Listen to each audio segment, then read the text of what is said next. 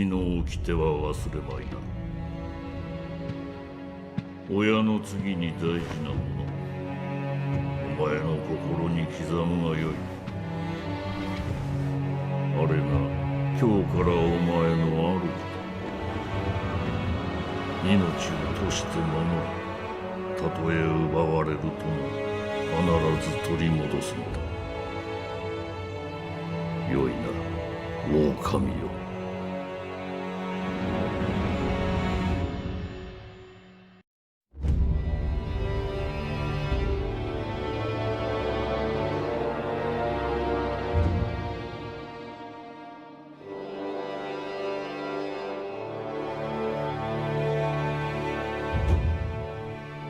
I never would have thought that a company like From Software could get so much hype from a single, nondescript teaser trailer.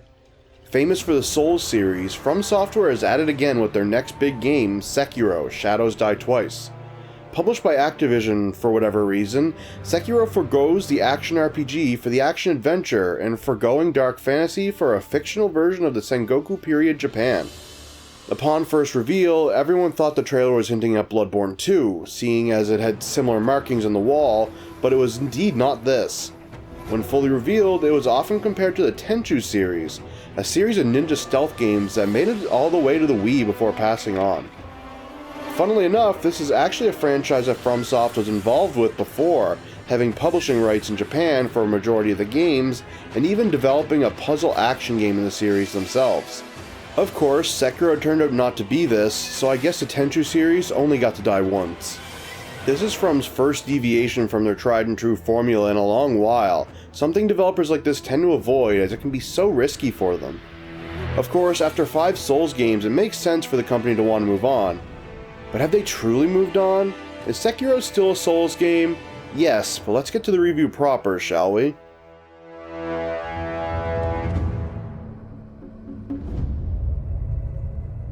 As mentioned before, Sekiro is set in a fictionalized Sengoku period, making this one Weeb Souls, despite being made in Japan. In Sekiro, you play as an unnamed shinobi that is only referred to as Wolf, or Sekiro by some people. Sekiro was orphaned in a great battle staged by Isshin Ashina in order to conquer the lands of Ashinam for himself. Our little wolf was found by the big, burly shinobi Ukonzaemon Usui, known as Owl so we don't have to commit a language crime just to address the fellow like I probably just did. He decided to train our wolf in the art of the shinobi and, 2 decades later, it's time for him to use this deadly art form in defense of his master, Lord Kuro, the divine heir. Set 2 decades after the wolf was adopted by the owl, the lands of Ashina are falling apart as Lord Isshin is sick and dying, causing the Interior Ministry to make its move to unify Japan. Now, what stake does our wolf have in this? Well, Lord Kuro being the divine heir makes him the carrier of the dragon's heritage, granting him, and anyone who shares his blood, immortality. I don't know about you, but if immortality is involved and it's transferable via something like blood, you can damn well bet that some asshole out there is going to want it, and that's exactly what happens here. Our wolf gets roughed up, tossed in a well, Sadako style, and left for dead as the baddies make off with our little lord. Of course, it wouldn't be a game if we died so soon. Well, other than murdered soul suspect or Dark Souls. Sekiro struggles to his feet, unsure of why he's alive, and sneaks his way to the tower Lord Kuro was stuffed into. There, Kuro returns him his sword, and now he's free to wreak havoc on the poor evil dudes who did this to him. Until he gets his ass handed to him by the badass Genichiro Ashina, Isshin's adopted grandson.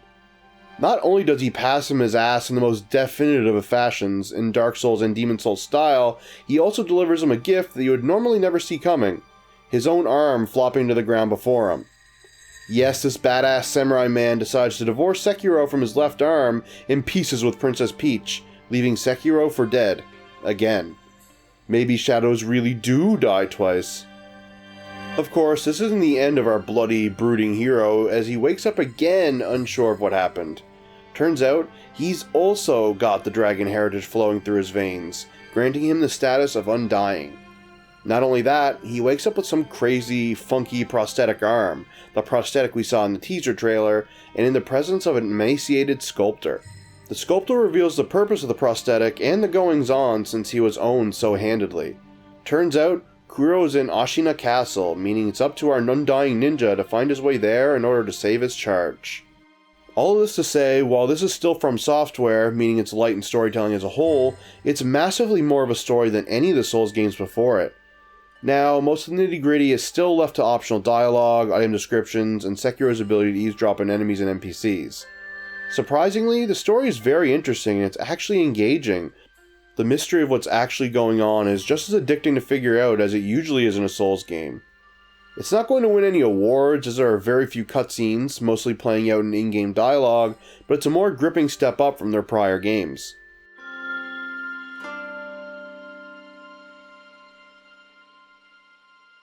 Let's get this out of the way first. Now, I know I've said it wasn't a Souls game only to call it a Souls game, so what the hell is it? Well, to me, it's a Souls game. It is still structured like a Souls game is. You explore an interconnected world looking for items, bonfires, known as Sculptor's Idols here, NPCs, enemies to kill, and bosses to fight. The handling of the game also feels like a Souls game where basic combat is concerned. The R3 button still locks on, the R1 button still attacks, the L1 button still blocks, and the circle button is still used for dodging. The flow of the combat is fairly similar, only you aren't aiming to deplete your opponent's life. Instead, you are aiming to break the enemy's posture, basically breaking their guard, replacing stamina. Striking the opponent will do damage to their health all the same, but it also raises their posture gauge at the same time, with more HP damage causing the posture gauge to recover slower. You can also swing all day long without a stamina bar to hold your rage back. When the gauge is full, a death blow can be performed with the press of the R1 button, killing them instantly. Now, other than the posture thing, it's not exactly the same as Souls, seeing as there are no heavy attacks. Instead, the R2 button uses a shinobi tool that you have installed in the prosthetic, each with different functions and uses while consuming spirit emblems, strange floating objects you find in the environment or from killing enemies. You can also equip up to 3 at once and can swap between them in-game with the triangle button. Cross also doesn't interact anymore, seeing as the cross button is for jumping, adding a whole new layer to the Souls formula, verticality.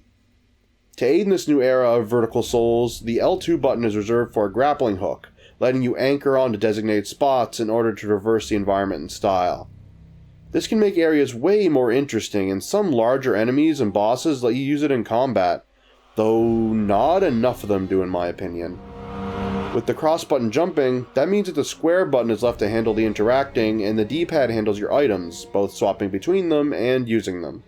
The final basic combat system that is different is parrying. As you can tell, the L2 button no longer parries, seeing as your grappling hook is installed there, meaning parrying is handled differently.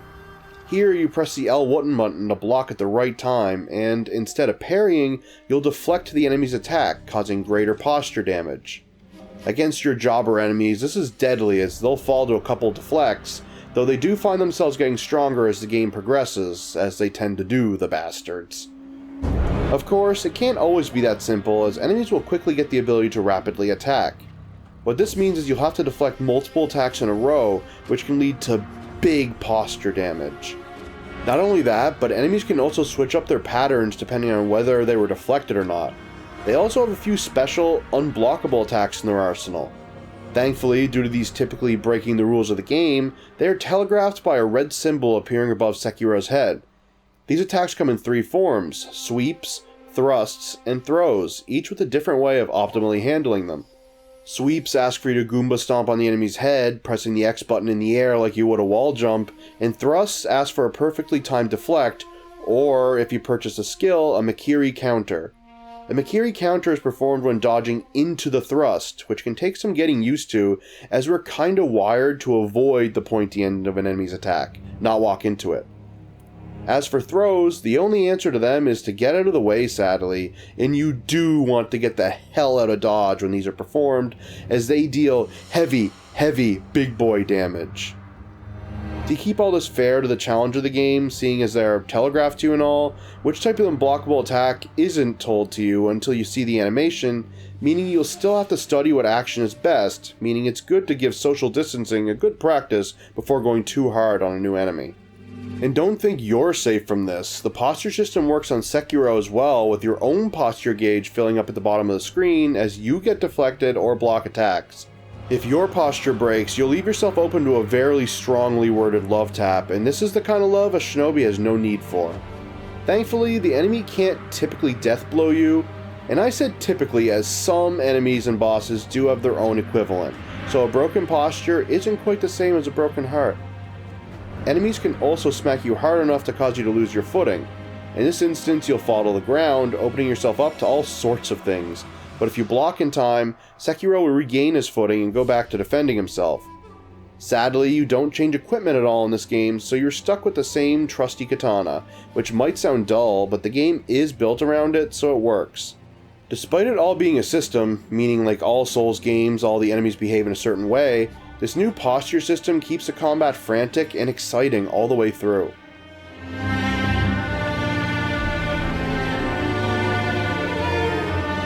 Another big change is the addition of stealth, as Sekiro would be the worst ninja since our orange Fortnite friend without it. In fact, I think Sekiro is still the worst ninja around with it. You can now crouch with the L3 button and use line of sight in tall grass to hide from enemies, which is indicated by black shadows on the corners of your screen. When being spotted, an all too commonly seen in AAA gaming alert gauge starts filling up above the spotter's head, giving you time to bamf away. It starts as a white outline and slowly fills up to yellow. When the gauge is yellow, the enemy is alerted and begins searching. When out in the open, when it's yellow, it quickly fills to red, meaning you are now engaged. You may now touch swords. Of course, you can lose enemies, but it isn't natural or easy. Like games such as Assassin's Creed, enemies will toss shit at you if you hang out just out of reach, meaning you need to not only get away, but you also need to get out of sight. Now, this isn't always hard, as Sekiro moves like Sonic the Hedgehog when he sprints. You can zip and zoom around the environment when sprinting, and with no stamina bar to get in your way, you can do it all damn day if you wanted. In previous Souls game, I swear they loved dragons so much because the dev were dragons with how much you needed to be one in order to sprint and look around at the same time. This is done via a technique known as the claw or dragon claw, where you move the middle finger on your right hand to the R1 button as your index finger then goes to hold the circle button, leaving your thumb on the right stick. It was primarily popularized in Monster Hunter on the PSP, I believe, but it made its way into Souls as well thanks to the sprint button being the circle button. In the prior Souls games, it felt like you were just fixing a problem the developers didn't realize was a thing, somehow. But now, with Sekiro, I'm starting to believe that this was the actual method they intended. The reason I think this is because a lot of Sekiro seems made for this. Zipping and zooming about doesn't seem like a player-made decision to avoid things. It seems like an actual way of tackling some zones, especially later on. Now, for someone so skilled in the Dragon Claw as I, thanks to 13 years of experience with the series, it is a bizarre thing to seemingly design such a difficult game around. With our talk of dragons and their claws out of the way, back to stealth and ninjas. As mentioned before, you have a grappling hook now, and this lets you get around vertically, which can also mean getting above your enemies. Here in Sekiro, the death blow isn't only limited to breaking posture, it is also used from stealth as well, meaning being behind or above an unaware enemy is a death sentence for the poor fool. Yes, stealth is valued here, as it can lessen the tide of enemies that gang up on you if you can tackle some without getting caught. Of course, unlike most stealth games, there's no way of silently doing these kills. No, stealth is only stealthy once, which, while annoying, makes a lot of sense seeing as I always wondered why no one could hear their friend dying right beside them. Calling these stealth kills is kind of insulting to actual stealth kills, as I don't classify turning your enemies into fountains of blood as being stealthy. As just mentioned, enemies will hear you stealth blowing their friends, naughty, and will come to investigate if close enough. Now, jumping down and air blowing enemies to death, well, that's like using a shotgun and calling it stealthy. It's like dressing in neon pink, having an RGB sword, and screaming "Death Blow!" all anime style as you attack. Everyone and their neighbors will know you are there. Of course, you can catch the stupid enemies off guard from the front as well if you can make it to them before you alert them, letting you combine the 3 openers and giving you plenty of versatility in tackling situations. It's not good stealth, but it is versatile and flashy, so it's fine.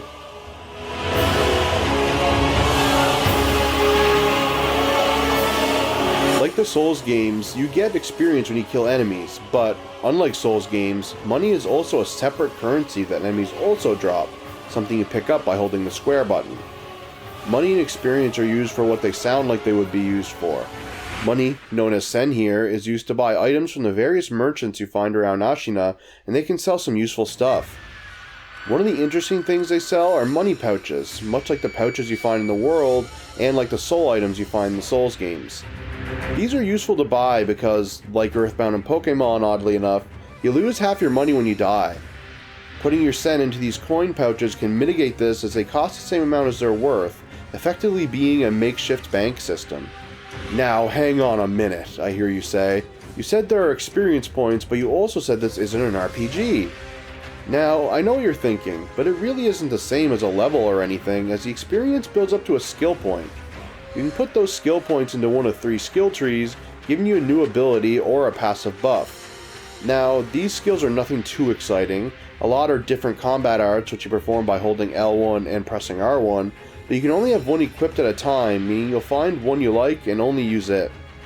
Of course, it's still worth putting skill points in as the passive buffs are useful, which include more health recovered from your gourd and the ability to hold more spirit emblems.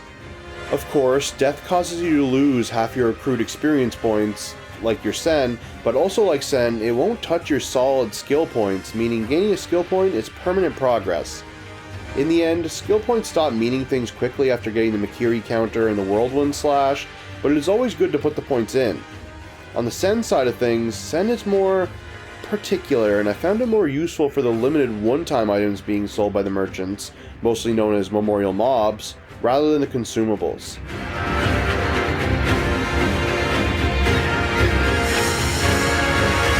Of course, this is a Souls game, so it's going to be bone-crushingly difficult. Ball-bustingly difficult even.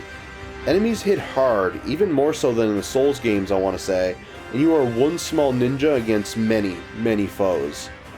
These enemies will gang up on you.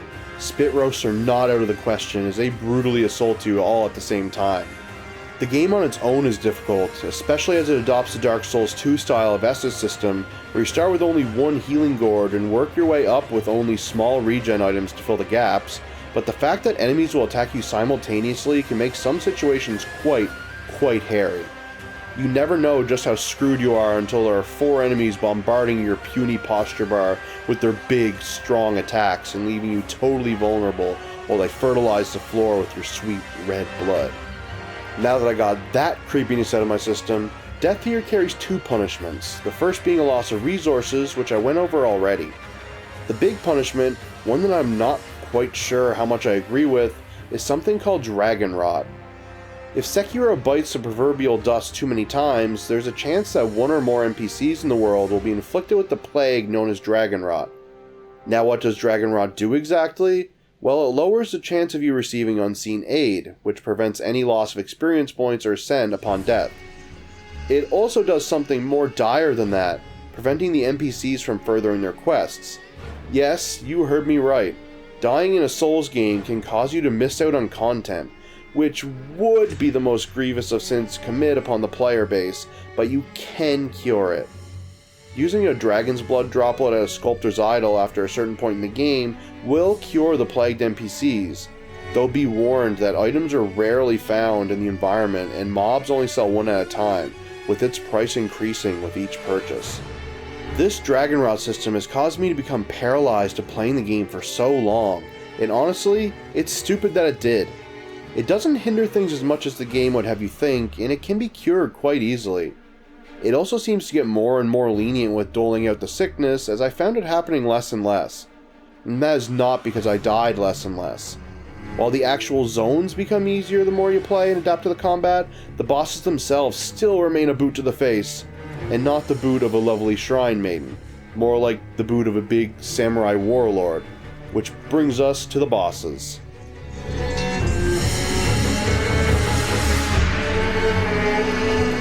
Sekiro's bosses are the oddest of the entire pseudo-franchise, actually. Not only because of how Sekiro's combat changes the flow of battle, causing you to be both aggressive and defensively aggressive at the same time, but also because of how bosses are handled in-game. A boss in Sekiro is determined by their life bar, which is odd to say, but a boss's life bar will have at least one red circle above the top left of the bar. This indicates how many life bars they have, but a single red circle just indicates the need to be death-blowed for the boss to actually die. This fast and loose system lets them place bosses where you wouldn't expect, as they can be among the rabble. Like other Souls games, bosses don't respawn and they drop a reward for killing them. In this case, it tends to be prayer beads. Prayer beads act as heart pieces from Zelda, where collecting 4 will let you offer them to a sculptor's idol in order to increase your life and posture bars. Collecting these is absolutely helpful as you progress in the game, obviously, but you don't need to at all, as a lot of the bosses are completely optional. You'll know when you reach a storyline boss, as their life bar will appear before you even aggro them, and they might be accompanied by a cutscene. The smaller bosses may be optional, but they still put up a hell of a fight, just like your average story boss fight, and are quite varied. Sure, the mini-bosses are where you see the least variety, as there are quite a few in the game, but they offer a nice challenge and are a great way of showing progress through a zone. As for the main bosses, these are obviously where the bulk of the challenge comes from in the game, as they are insane at times. These guys don't play by the rules and often refuse to even acknowledge your deflections, with only their posture bar giving you the slightest bit of attention. Here, a mix of old and new comes into play, which keeps things fresh from the rest of the game. In boss fights, you are going to want to deal both HP and posture damage to make sure these living walls finally get torn down, as their posture recovers way too quickly with their health full. They'll often fully recover from your onslaught while they press the attack on you, meaning you'll need to switch your tactics up in order to take them down. Defeating a main boss earns you a memory instead of prayer beads, boosting your attack at the sculptor's idol. And, just gotta throw it out there, the boss for the good ending of the game is probably the hardest in the series. It really puts your skills to the test, and it will fill you with so much adrenaline when it's defeated that you may just pass out. Sekiro may be different from its brethren at first glance, but the adrenaline you get from clearing a zone, making it to the next sculptor's idol, or defeating the boss that's been your life's problems for the last 5 hours is undeniably Souls. The switch up of the combat system, like Bloodborne before it, keeps things fast and fresh, paving the way for the exciting hardships to come. To be honest, this was probably the most thrilling game to conquer, as it was so different and raw. There are no stats or better weapons to guide you through here. You just have to get good the majority of the time.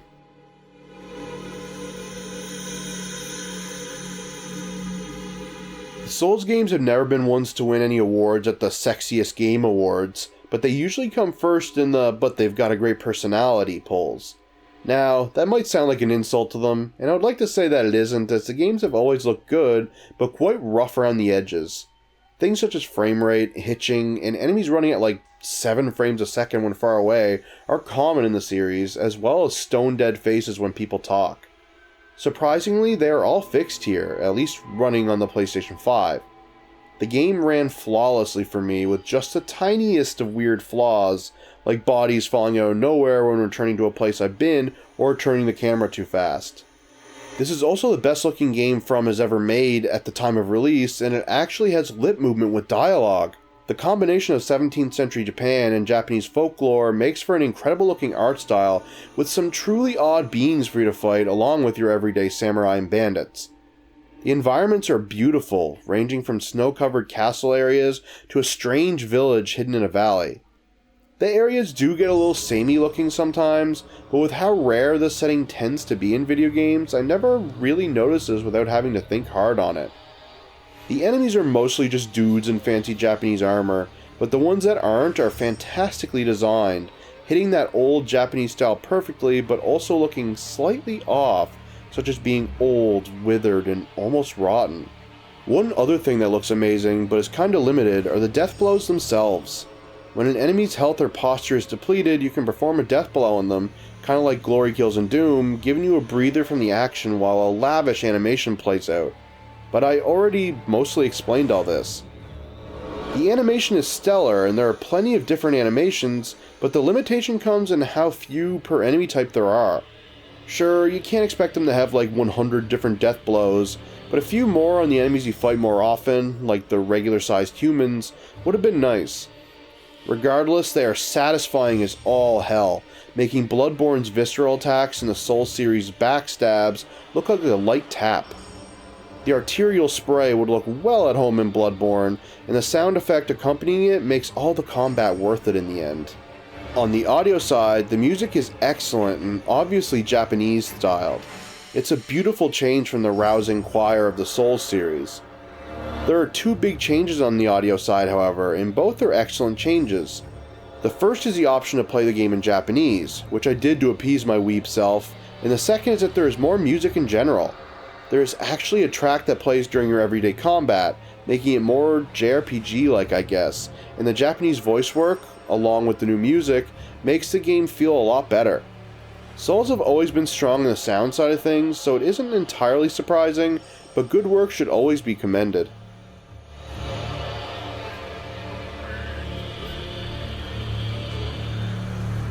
Now, it might come as a surprise, but the game isn't perfect.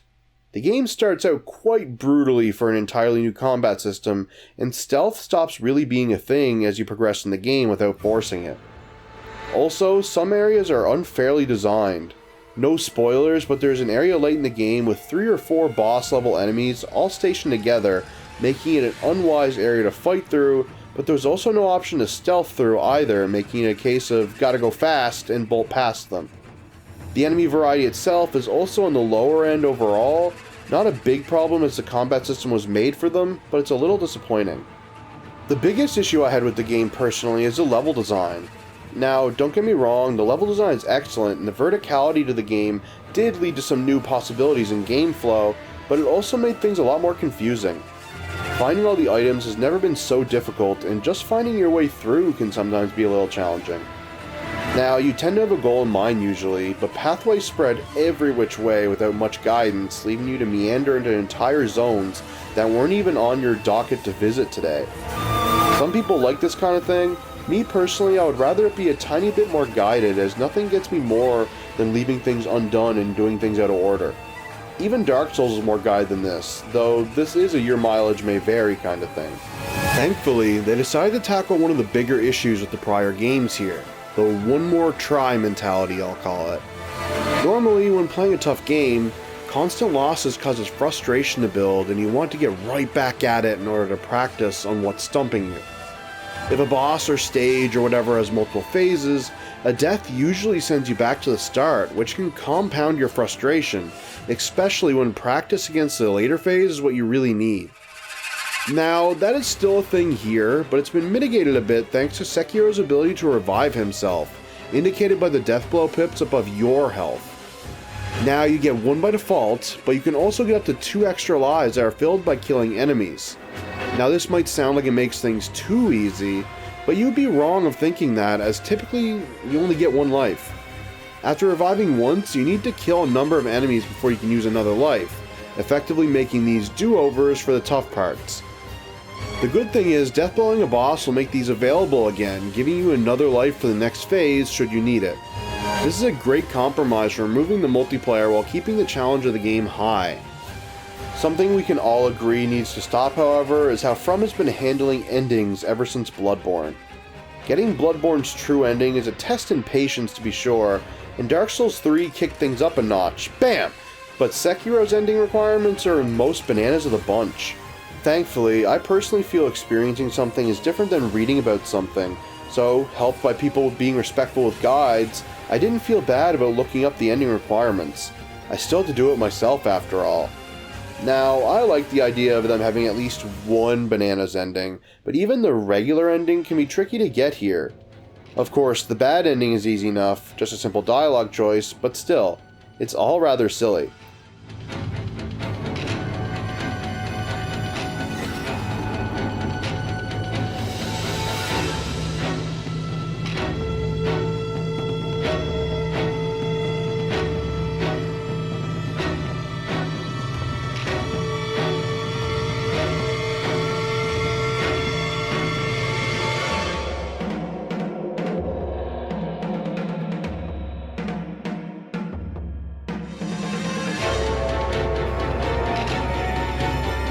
Sekiro's another notch in From Software's cap, which is starting to look a tad ratty at this point in the game. It's another take on their established Souls formula, much like Bloodborne was, just shoved into a more story-driven experience, and it works wonders. The art direction matched with the strong sound design and impactful and fluid combat makes this a solid choice if you're down for more Souls. Of course, you should understand before going in that this is quite difficult, and there's nothing here to make that experience easier, especially considering I feel this is the hardest in the series. Gone is the multiplayer and stats, you just gotta get good. Getting good is worth it, however, as this is one of the most satisfying games I've ever played. The wolf's journey may not be perfect, but the good old owl is going to give his shinobi son a glorious 9 out of 10. I don't understand how FromSoft can keep going at this rate, but their return to ninjadom is not going to be the thing to stop their streak.